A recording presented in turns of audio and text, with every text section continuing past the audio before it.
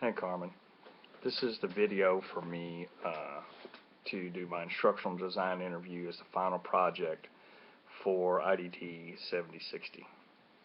I want to make this really easy. I want to let you know I'm already working on a project proposal to instruct students how to add and subtract fractions and mixed numbers. Let's talk a little bit about the information you wanted to talk about. Let's talk about the analysis part of this project, which is learner analysis, which describes the target audience. So let's talk about that part first.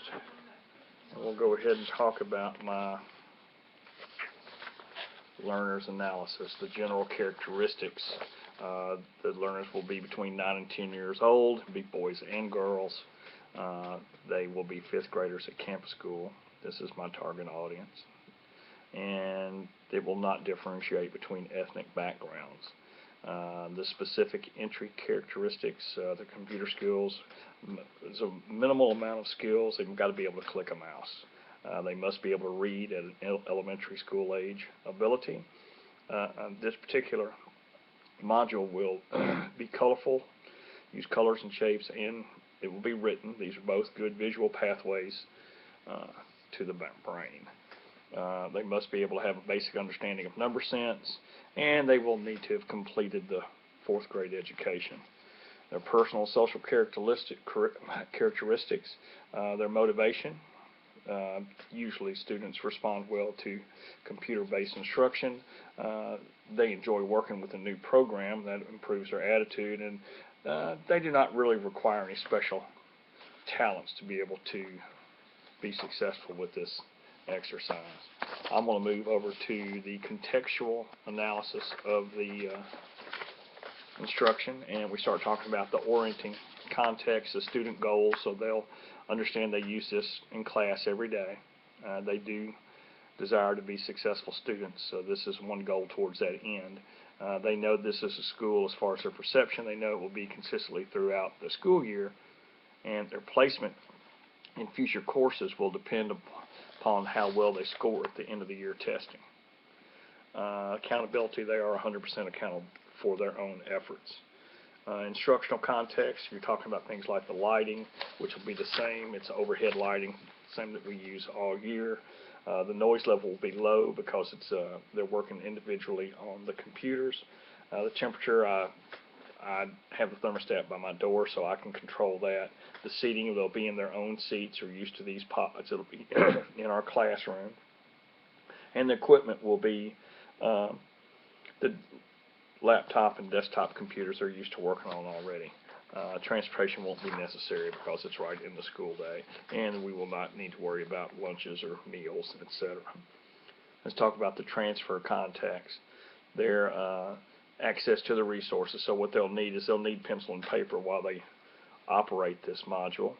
But this is the same thing that they'll be able to use after the application of the instruction. So it'll be something they have access to all the time, and they will have plenty of opportunities to practice this. This is an ongoing skill they'll use all year, and I will definitely support them using this, and they will need it for both computational and problem-solving applications. So it's important that they are comfortable with that. I think that covers all the contextual analysis, and now you wanted to talk about how does this fit into the curriculum, okay? And understand that there are specific objectives they have to meet by the end of the year, and there's 2 in particular that I want to make sure that you understand. One of them is to solve addition and subtraction problems involving both fractions and mixed numbers with 80% accuracy, and to be able to add and subtract problems involving proper and improper fractions, as well as mixed numbers with 80% accuracy. They'll need to be able to do both of those, and that requires certain goals for them to meet certain goals, and that would be adding fractions, subtracting fractions, adding whole numbers, subtracting whole numbers, making equivalent fractions, regroup by adding fractions, regroup by subtracting fractions, convert mixed numbers to improper fractions, convert improper fractions to mixed numbers, and reduce fractions to their simplest terms. All these are goals that they will need in order to be successful in their objectives. And this fits neatly into the state mandated requirements for success in the 5th grade. Let's talk about design and development. We want to talk about the instruction, the activities, the outcomes, and the assessment. And I'm going to talk about learning theory because this really plays into what we've been doing with our ADDIE model as this whole project is worked around. Part of the ADDIE project is the analysis, and that's understanding that you have a group that needs instruction. If there's a problem, there's a goal, there's something you want to attain, so you have to look at all these different aspects of the learner analysis, the environment that it's in, and exactly what the goals and objectives are.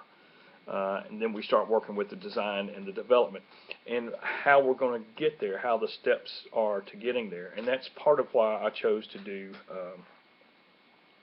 a PowerPoint. That's the technology I'm going to use in this particular thing, even though it's something as simple as paper and pencil to figure calculations. Understanding the steps are very important, and that's when we start looking at the activities. When it comes up onto the screen, you know, they will be given a problem, a situation, and they'll have to make choices. This choice or that choice, and if it's correct, they'll move on. If it's not, it takes them back, gives them a little instruction, and poses the problem again. There's, of course, a spot where they can ask for questions. They can start over.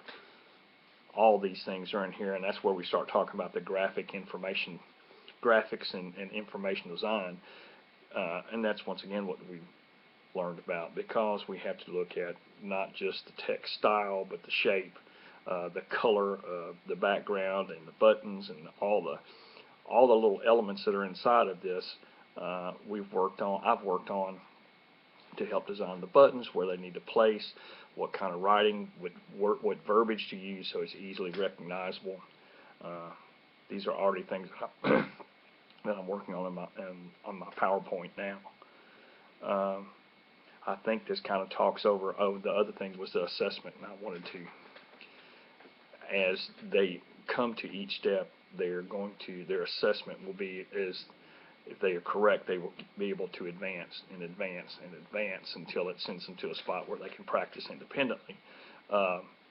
If they're having difficulty, they have the ability to go back for tutorials step by step and help clarify any misconceptions they have. So I think design and development was helped a lot. And what it made me start thinking about is, you know, how the steps are, what they need to be able to do. And this procedural analysis kind of gives me a break. You know, adding and subtracting fractions or mixed numbers. You know, you add or subtract the fractions.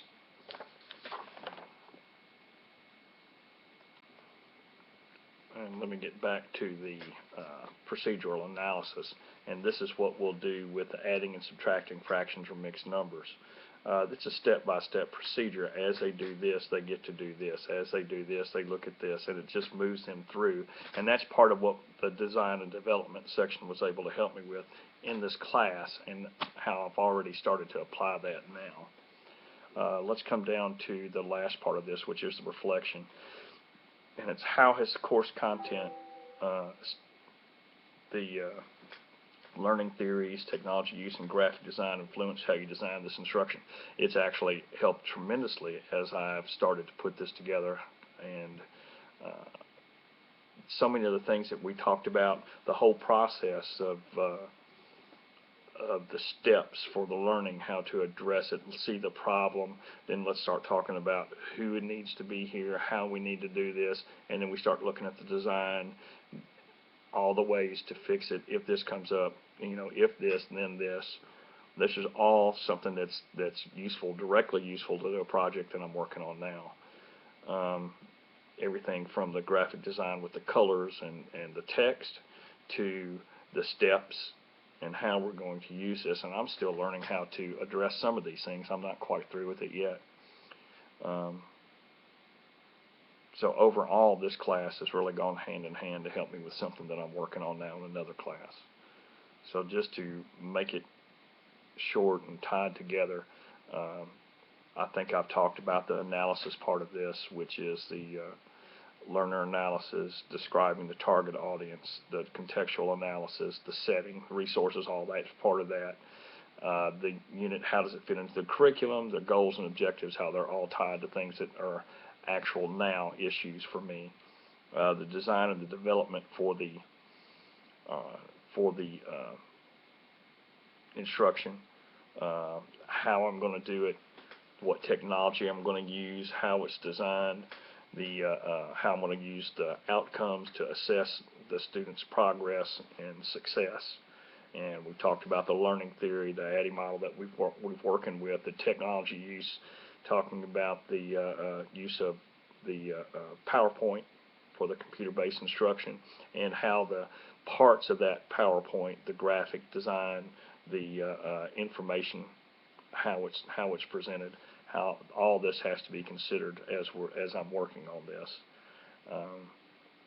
On the reflection part of this interview, how these things I've been able to use directly from this class into this project right away. So it's been a big benefit for me. I hope this is in-depth enough to meet your criteria. If there's any questions, anything that I can expand on, please do not hesitate to let me know, and I've appreciated and enjoyed your time. Thank you very much.